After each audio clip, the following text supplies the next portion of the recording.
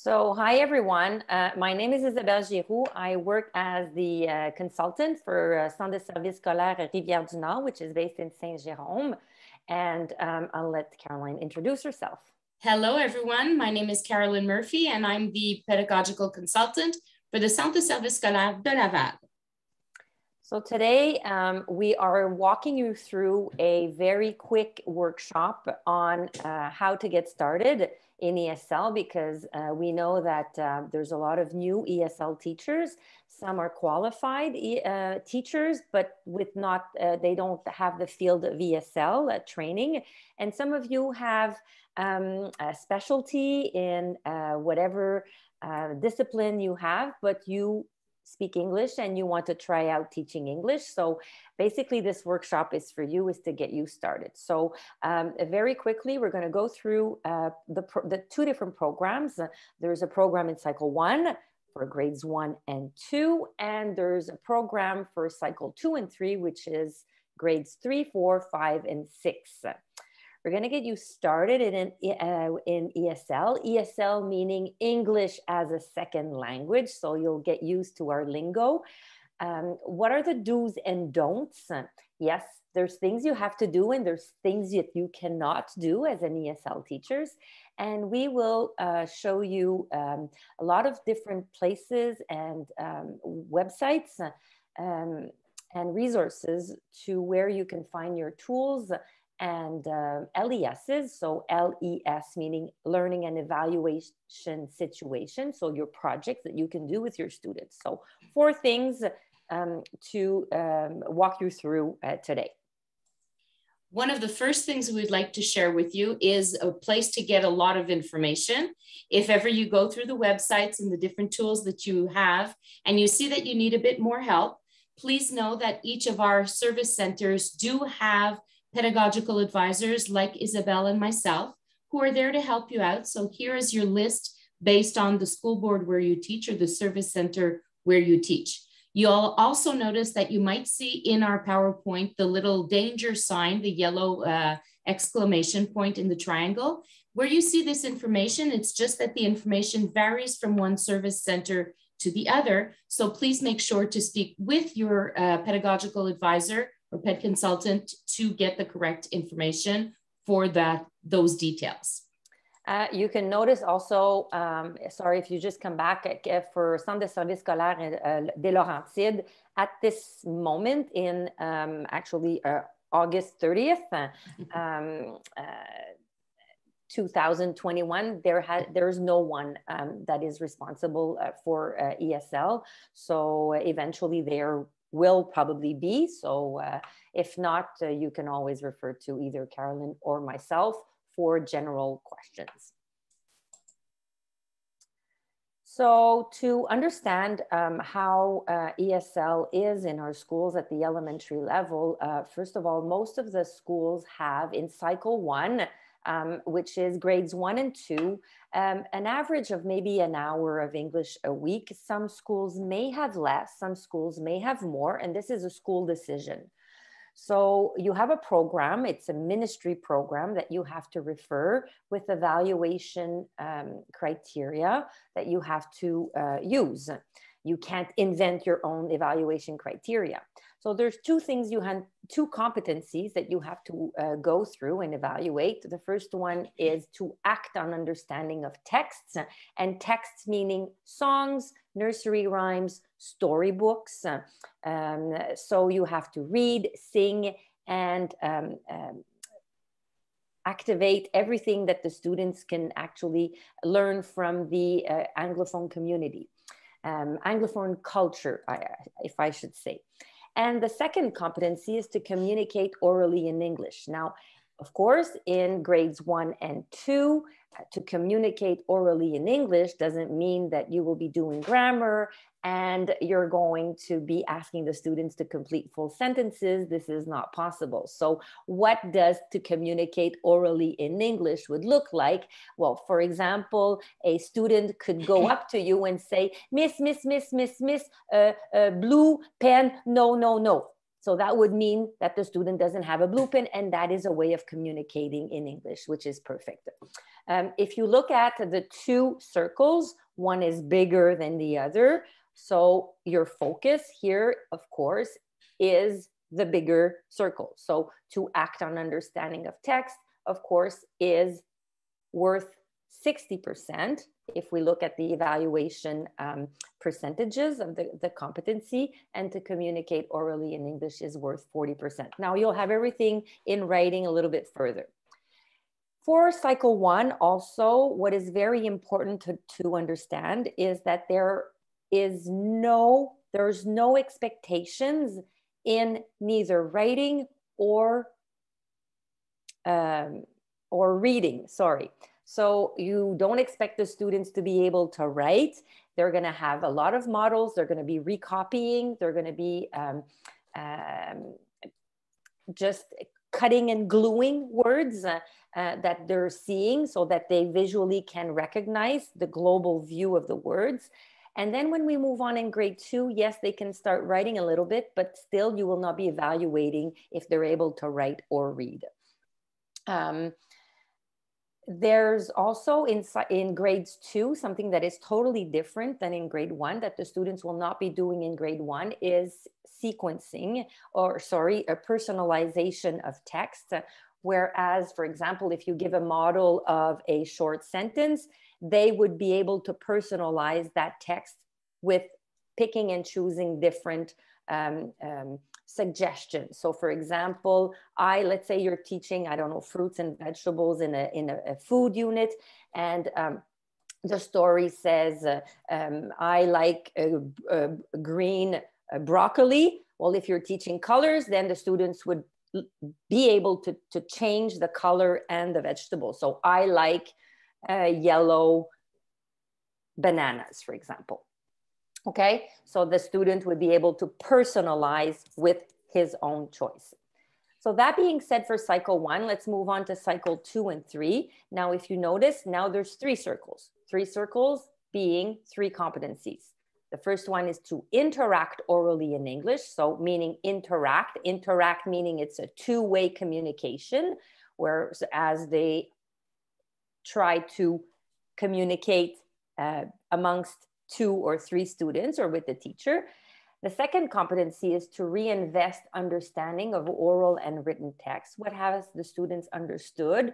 What is he able or she is able to reinvest from what the students have read, and to write text. Now, if you notice again, that the size of the circles are important. So which competency is the most important? To understand, to interact, orally in English, which is the most important competency. And here the percentages are predominant to the size of the circles. Okay, so we'll come to those later. We can move on. I actually have 2 questions that seem to come up very often with the teachers when we give these workshops. The first one would be, we say that we want them to be interacting orally in English. What suggestions do you have for a teacher that has nonverbal students? How can we consider them interacting if they're not talking?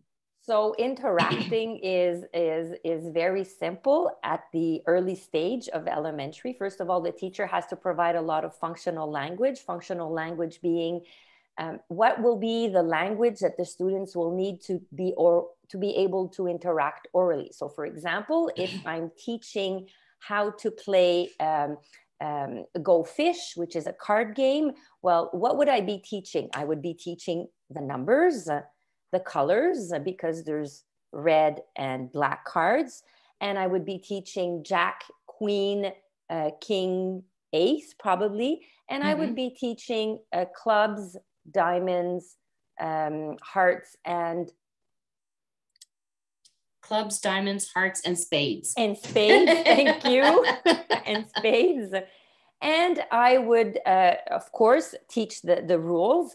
And I would have either cards or on the interactive whiteboard, functional language. So it's my turn, pick a card.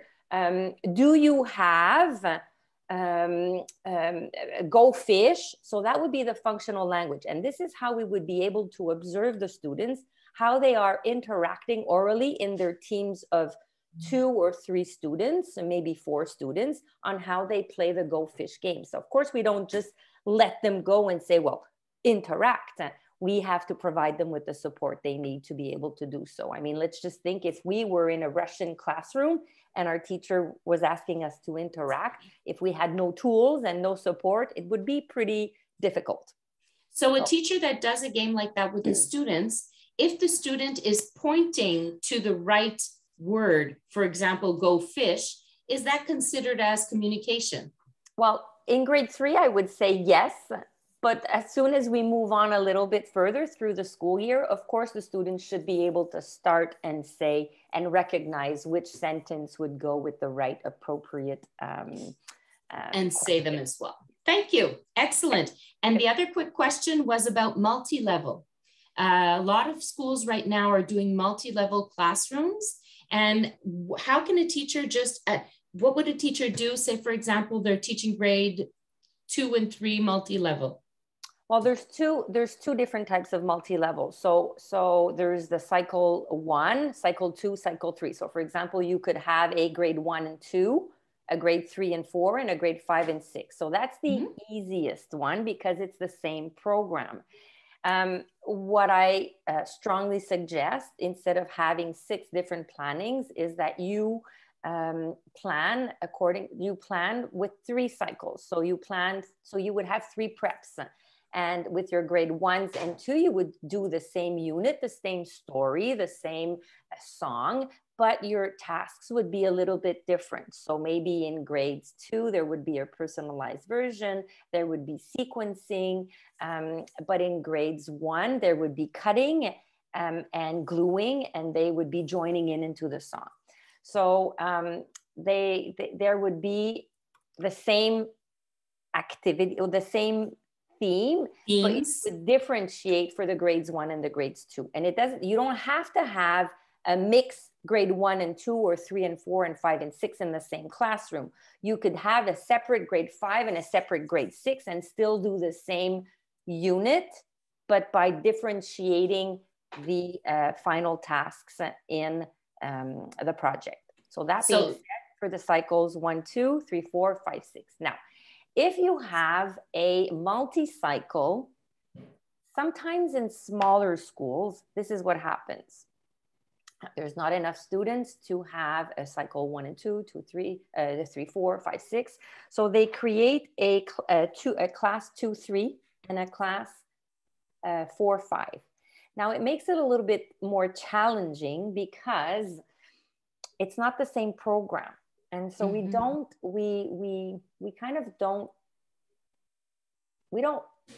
push this, but sometimes because of organization, les maquettes scolaires, it's very hard for the principals to create a closed separate groups. So they have to create those multi-level groups.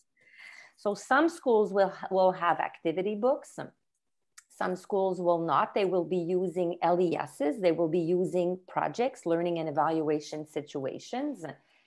And the best thing to suggest, I think I went a lot to explain before answering the question. I think the best way is to, first of all, know your students. Are they strong grade 2 students? Are they able to do the same units as grade 3, but you would be you have to evaluate them only on 2 competencies, where the grade 3 students, you would have to evaluate them on 3 competencies. So depending on the unit you're using, sometimes it's easy to adapt. If you're using material, also it's easy to adapt. And as you can see, there's no perfect answer to that question. But they can cross over and use activities from cycle 3 with their cycles 2 students and adapt them. And when we say adapt, we have to use the appropriate word because we don't want to fall into l'adaptation pour les élèves en difficulté. So that's not the word adaptation that we that we mean, but you could change a little bit the task so that you could fit it for a cycle 1 student. Okay, exactly. so you're not evaluating the grade 2 students as a grade 3, basically. Excellent answer. So that's a great trick, Isabel, because it'll avoid a lot of double planning and triple planning for certain teachers who do have 2 cycles like that. So thank you. We all know that time is precious. Always, always. So let's keep going. So when we talk about cycle 1, so I'm coming back to cycle 1, like I said, there's 2 competencies: to act on understanding of text and to communicate in English.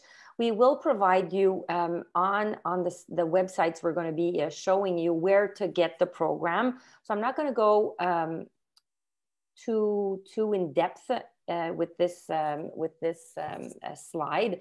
So basically what the students will be doing with your help is that you're going to be exploring authentic text orally. That means singing songs, reading storybooks, and there are books in your schools linked to English that I know. They will use the knowledge from the text.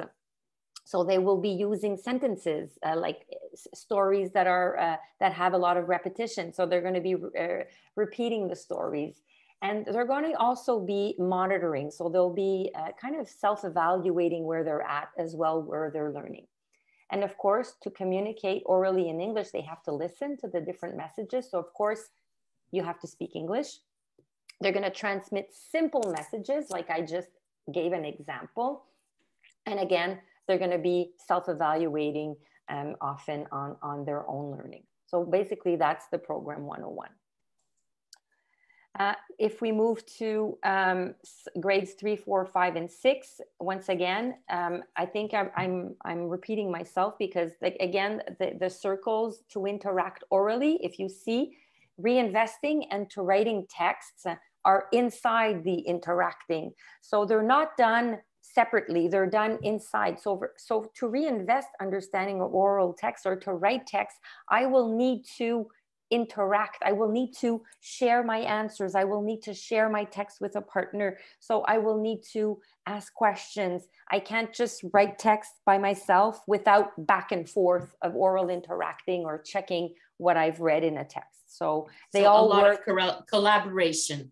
And they work in synergy. They don't work separately. Okay, so you don't do, and one of the mistakes that I've seen over the years is that they are done separately. Okay, today we're going to be doing interacting orally in English. So you're going to be discussing, okay, tomorrow we're going to be reading a text and you're going to be answering questions and you're going to be reinvesting on a task, and that's it, finished. And then the next day or the week after, today we're going to be writing. So everybody's in silent and they are writing their text. So that's now how it works. They are always interacting while they are doing the reinvestment and the writing. The same way it would happen in real life, right? Exactly. How often when we plan this workshop did we sit down and we interacted orally to do this workshop? Exactly, exactly. Great example.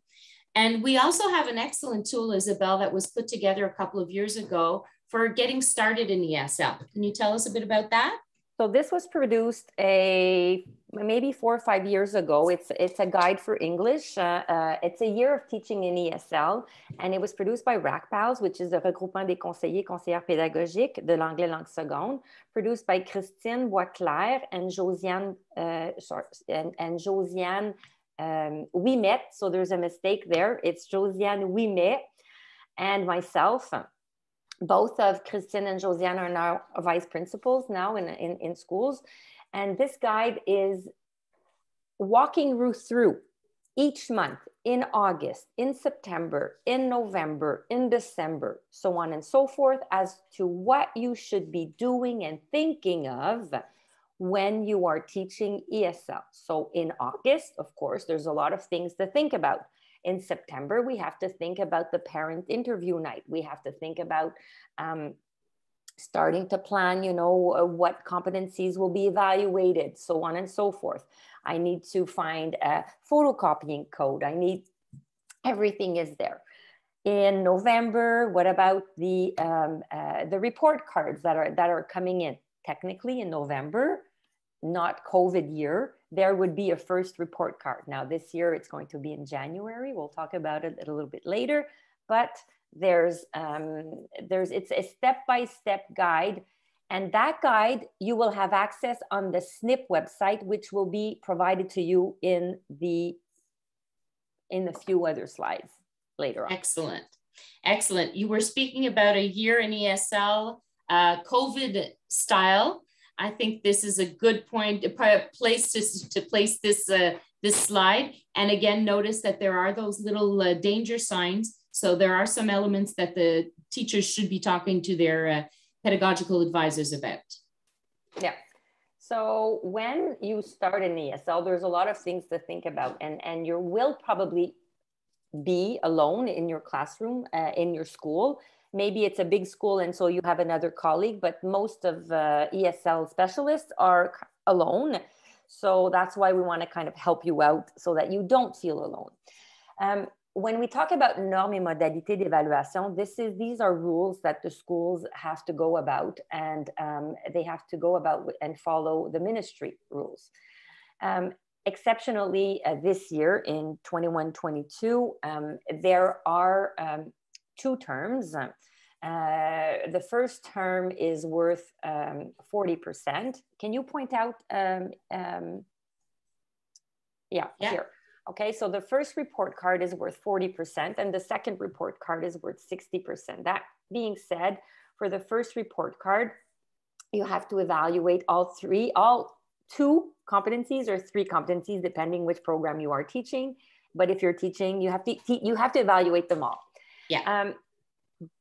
As you know, January 28th is the date of the first report card, but you have to do a first communication, which is November 19th. Now, each school has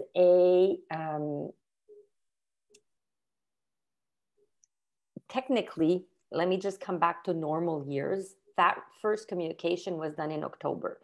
And some service centers had a special cases for ESL, where the ESL specialists, because they're seeing over 400 students, it was impossible to be able to have a portrait of where the student stands in October. And they could only write a communication for the students who were in need, let's say, or having maybe issues, or you would highlight, let's say, an orange flag. So that would have less students to do. I'm not saying that this is what it is this year. So please communicate with your principals to know if you, as an ESL specialist, you have to do the first and the second communications as a specialist. Okay, so that's just a little reminder.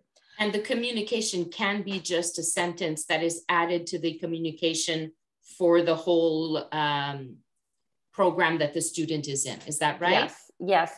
Most service centers are working with GPE, which is it's a system for putting in grades. And inside the system GPE, there are already codes made. So let's say, for example, I don't know, 43 means l'élève contribue au bon fonctionnement de la classe.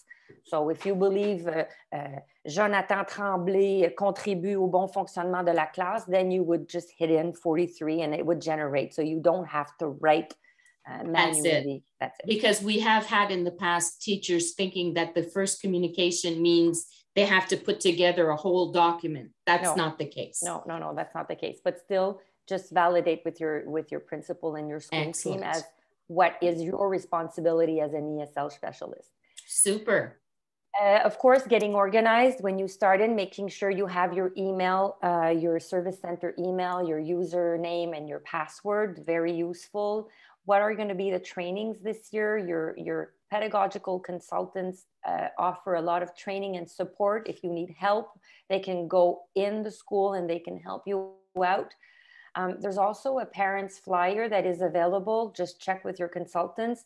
And what is the schedule like? I mean, how are you going to organize? Are you doing 2 schools, 3 schools, 1 school? Do you have one classroom, 13 classrooms? All that is to be taken into account. Talking about classroom, there's a class budget. And of course, making sure that you plan ahead, not at the last minute, because having photocopies made sometimes takes time from the service center before you get them. So you do have to plan ahead of time. Voilà. So there's LESs, learning and evaluation situation, like we mentioned, planning by cycle if you can. If your school has already bought activity books, then you have those, you have to use those, but you can pick and choose the units that you want to be doing. You don't have to do them in order, etc. Keep track of what you do with each group. Very, very important. Some service centers have a planning for you guys, so you can keep track of what is being taught, because you don't want to repeat and repeat and repeat and repeat over the years the same thing that the previous ESL teachers have been doing. And also because you don't want to burn a material. So let's say you think, oh, this is a great book and you want to do it. You see a book at school. Well, maybe that book is being used in grades 5 and 6 and you want to use it for grade 2. So you don't want to burn the material. Excellent point. That's probably one of the most important things, Isabel, that teachers forget to do and don't realize the importance of for the following years. Super good point. Shared material, again, each service center has their own way. Is it with Teams? Is it with Google? Is it with Google Classroom? Is there a portail? Is there a BV? I know, Carolyn, you call it BV. Here there's something else here, photocopy 1 LES per cycle. Here it was for if we had met in person, you would have received 1 LES with a photocopy, but that's not the case today. We've done it electronically, so super. That's it. Okay, so ladies and gentlemen, let's get you started. So the first thing we wanted to talk to you about here is do's and don'ts when you're in an ESL classroom. The first thing that teachers seem to think is that it's okay to speak in French, and no, it's not. Rule number 1 when you are in an ESL classroom is to speak English at all times. Even if you need to have a visual or an image to help the student understand what you're trying to say, make sure you're speaking in English at all times. Whether you're in grade 1 or in grade 6, that same rule applies. We suggest that you don't make the students do oral presentations. Isabel mentioned this earlier. When the students are doing oral interaction, they are speaking between each other. They are conversing, they are participating in activities, which is where you're evaluating the oral interaction that they have to be doing. So we strongly suggest nobody likes to be standing in front of a classroom when they're uncomfortable in a language. So please stay away from oral presentations. We speak about routines. Students, especially in grades 1 to grade 6, need routines. They need to know that when they're coming to school, there are simple routines, that it's going to be the same every time for their English class. It eliminates anxiety in many, many cases. And it's also a great way for you as a teacher to do your planning, because you know that you're always going to be doing it in the same order in each of your groups. We mentioned this earlier, and we can't mention it as enough. Keeping traces of what you have done in your school year, yes, so that you're not repeating yourself, and as well that you're getting through the curriculum that you need to do, but also with regards to the following years or the previous years. Students don't like redoing the same book for 3 weeks or for 4 weeks. So if it's possible, make sure that you keep notes and get everything done. Ask for help and support when needed. We know that ESL teachers many times feel like they're alone in their class, that they're alone in their school. It's a very small team. Very often there's just one ESL specialist in smaller schools. So make sure that if you need assistance, you go see, there might be a mentor in your school, go see the homeroom teacher for tricks on how they're doing things. If they're having challenges with the students, you can speak to your pedagogical advisors, but don't wait till it's too late and that you're overwhelmed and that you have parents complaining to ask for help. Go in and ask for help as quickly as possible. And finally, one of the do's that we find very important is to teach age-appropriate material. And this kind of comes back to keeping traces and making sure that you're respecting the level that you're supposed to be teaching in, because I don't think that a grade 6 student would like to be reading a book about Tommy the Mouse. So make sure that you're using, even if their level is not at where it should be, that the appropriate material is used for their age. We have a couple of don'ts that we want to make sure that you're comfortable with as well. And these are touchy ones, so we think it's important to share them with you. The homeroom teacher is not in class when you teach. And this is unequivocal. There's no ifs, ands, or buts about it, right, Isabel? It's one of our main don'ts.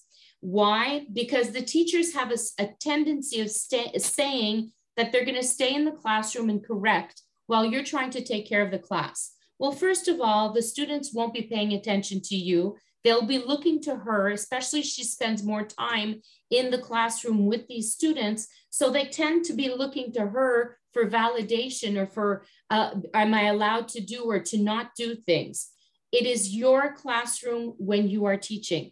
As a teacher, if you want to be able to get in touch with your students, to build a relationship with your students, you need to make sure that you are the only teacher in the classroom when you are teaching. And this is not a special right to be in the classroom alone. You very kindly ask the teacher to leave so that you can take control of your classroom when you're there. We also invite you, thank you. We also invite you to be very careful about the material that you find everywhere on internet. There's a lot of stuff out there. There's many activities, websites, blogs of all kinds, but you have to be careful for two reasons. First of all, if they're not reflecting the Quebec education program, you're using material that you're not going to be able to evaluate in an adequate way.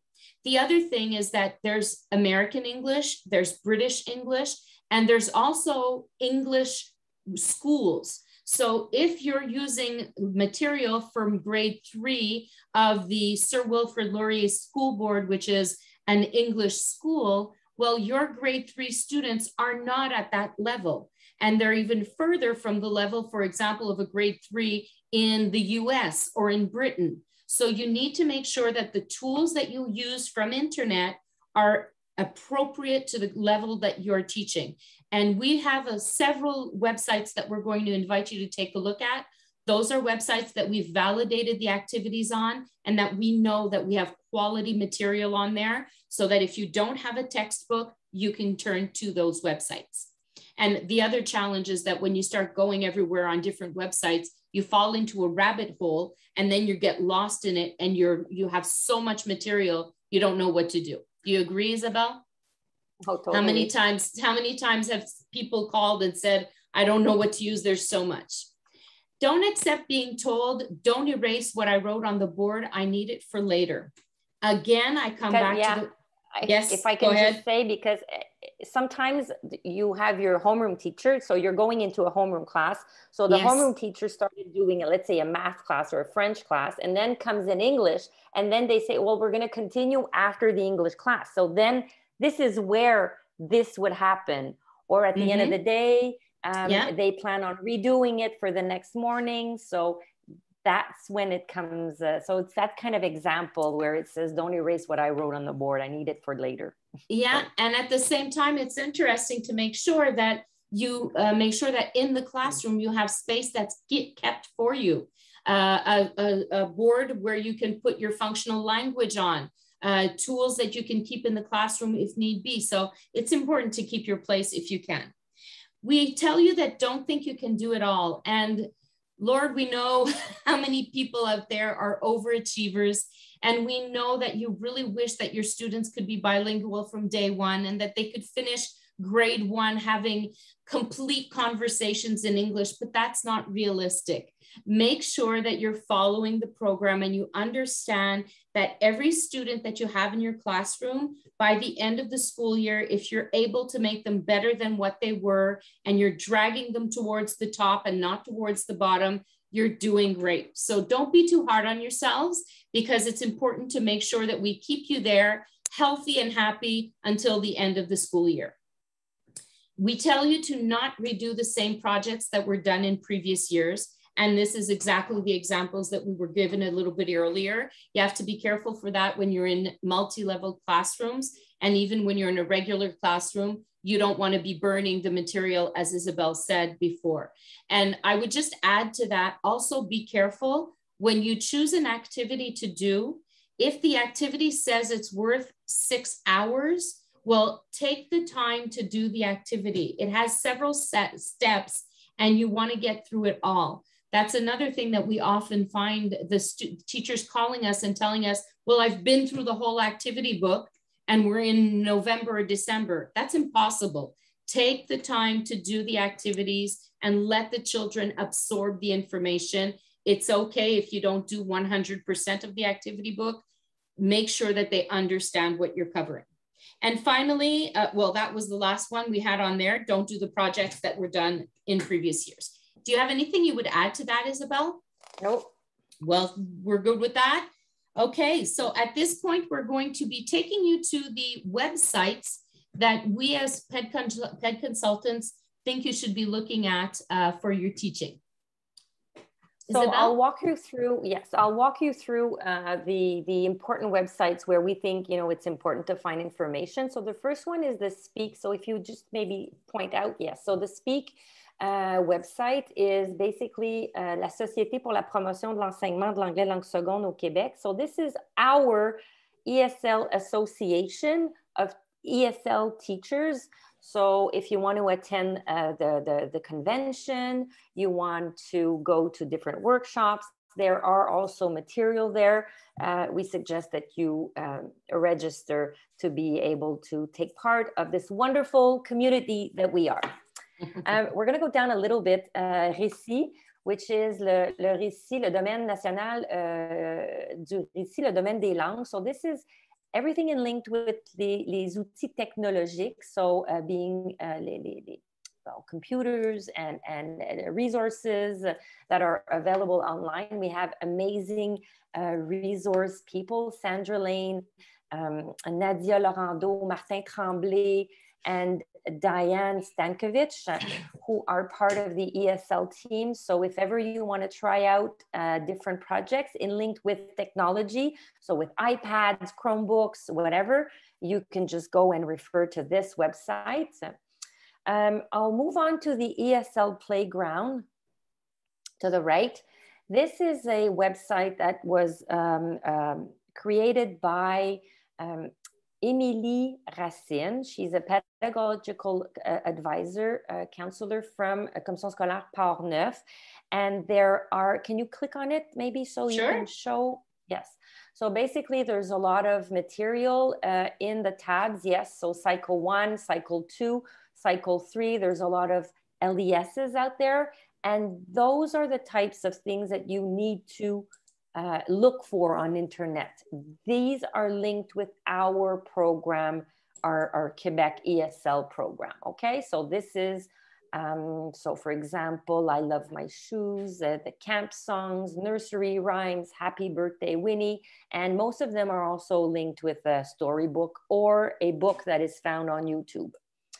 So having said that, so this is the ESL Playground.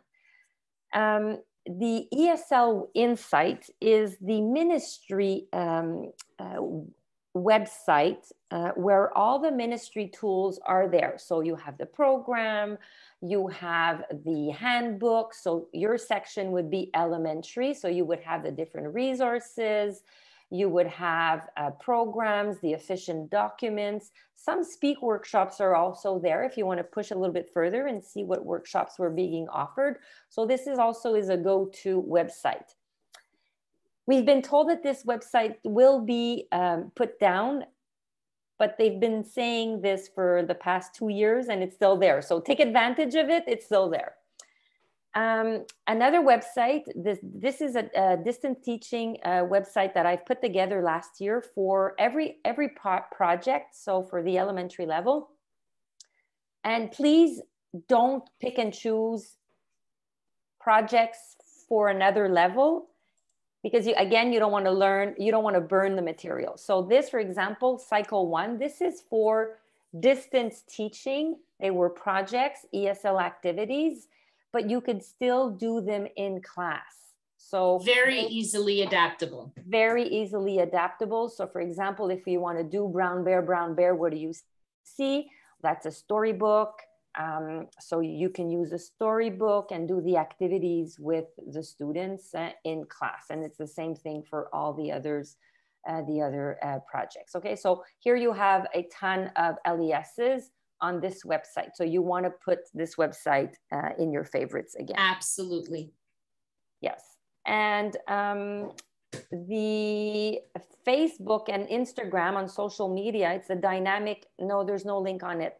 It's a dynamic ESL duo. Basically, it's me and a colleague of mine, Tanya Vaillancourt. We've been sharing everything we've done over the past 15, 20 years with the ESL community. So you can just, if you're on social media, you can just follow us as well. And the website that we wanted to refer you to, and this is where the video will be put on. This is the SNP. See, the SNP, sorry, can you just come back a little bit up? The SNP is basically, it's the l'insertion professionnelle of the new teachers. And there's a section for elementary resources. So you have, again, the general documents, cycle 1, cycle 2, LESs, if you're, let's say, teaching intensive. If you have special ed, here is something on multi-level. And there also should be something on classroom management, but I don't think there's a link. Is there a link? It's not there yet. Oh, yes, there's a link. Oh. Yes. Oh, there's no link. Not yet. There should be, but, and there you go. So these are the multi-level, for example of LESs. So Excellent. Having said that, these are the websites that you want to put in your favorites.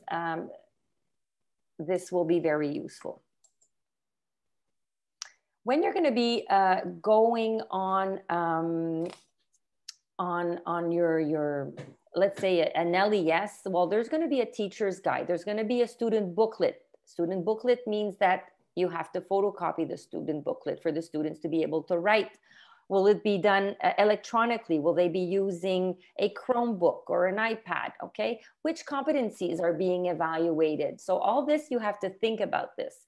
Which focus on form? When we talk about focus on form, it's grammar.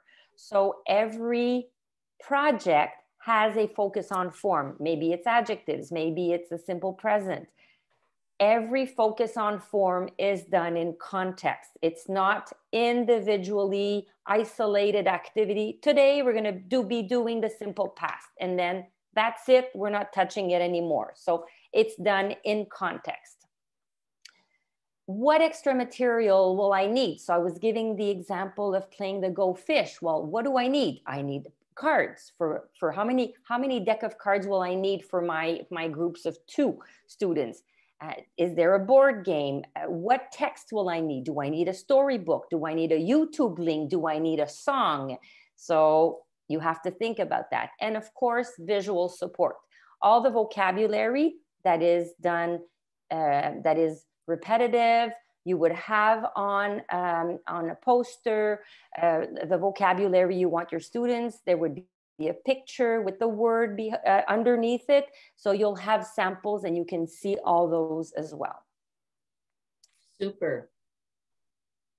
So these are examples of LESs, but we're not going to walk you through this. It will be on the SNP website.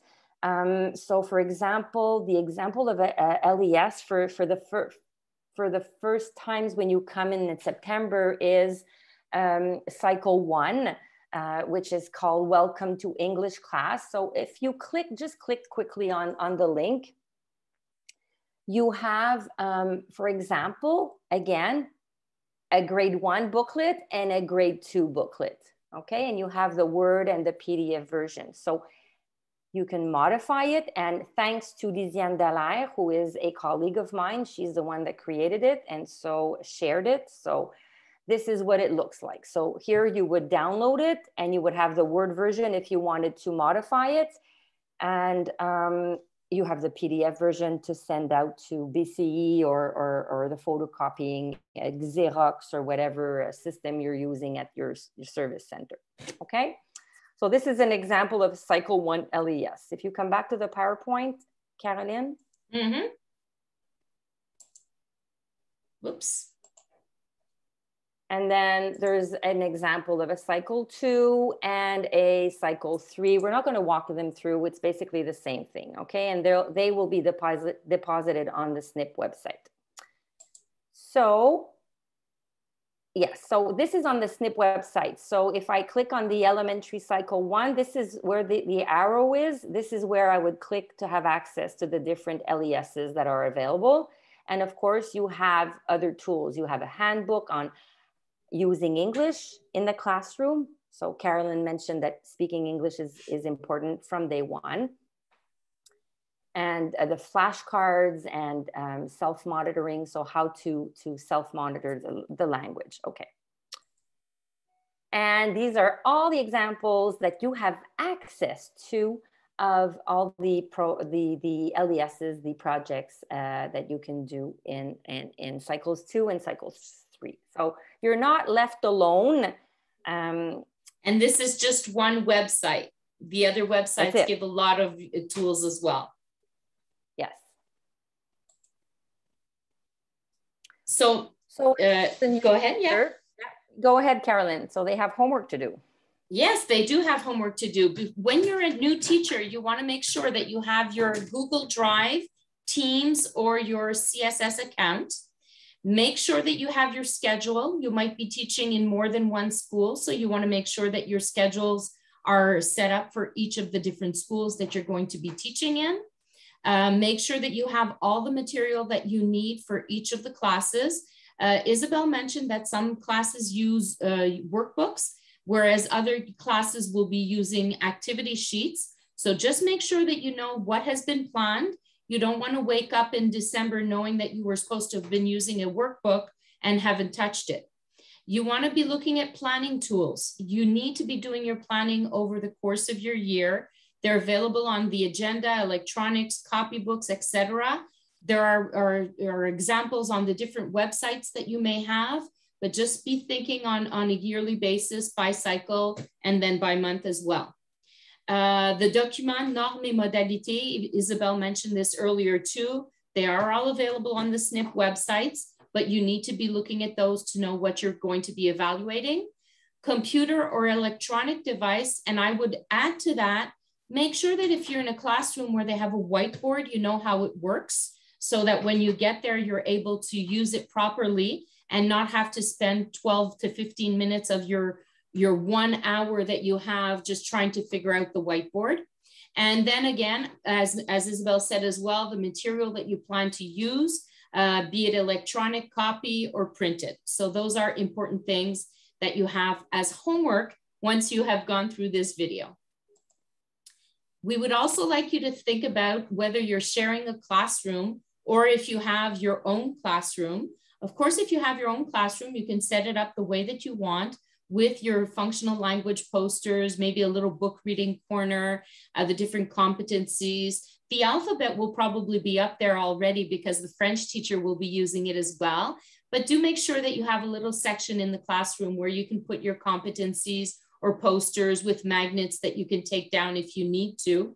Those are all little tricks and tools that you'll want to be using. And even if you're in a classroom that you're not the homeroom teacher, make sure that you try to get a bit of space as well.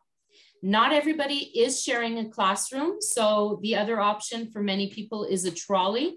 And this is actually a trolley from one of your teachers back in the time, Isabel, right? Yeah, and that's it. I think it's Lisiane's trolley. And you'll notice that in her trolley, she has all of the tools that she needs to be going from class to class, extra activities, which is a very important thing.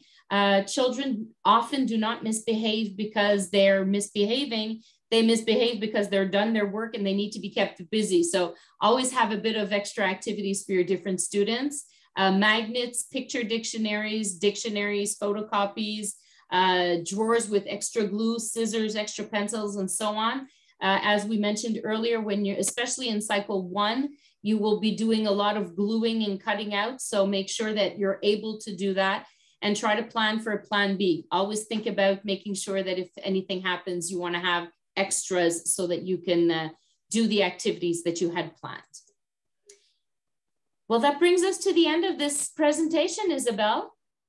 Yeah, so as you can see, this workshop was given on August 26th live, but we kind of forgot to record it, so we're actually August 30th. So basically, we want to. I was just going to say we decided to end of August and hope that you have a wonderful school year. And please contact your resource CP in your service center, and everything will go well. Absolutely. Have a great school year, everyone. And the most important part of this is don't be too hard on yourself. Give yourself a break, get as much done as you can, and enjoy yourself. Have fun. Bye. Thank you, Isabel. Thank you, Carolyn. Bye.